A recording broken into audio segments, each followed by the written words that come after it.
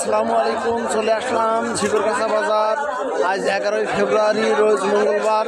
আজকে জানবো কোন কোন কাঁচামালের কেমন রেট, পাইকারি দর।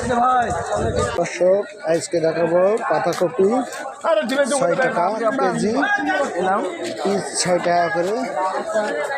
কত? ফুলকপি 8 টাকা কেজি চলছে আজকের বাজার রেট, ঝিকরগাছা বাজার।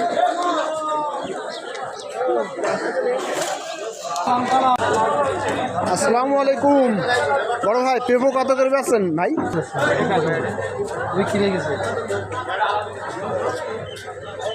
লাউ কত করে দিলেন ভাই? লাউ 20-18 টাকা করে ঝিকরগাছা বাজার।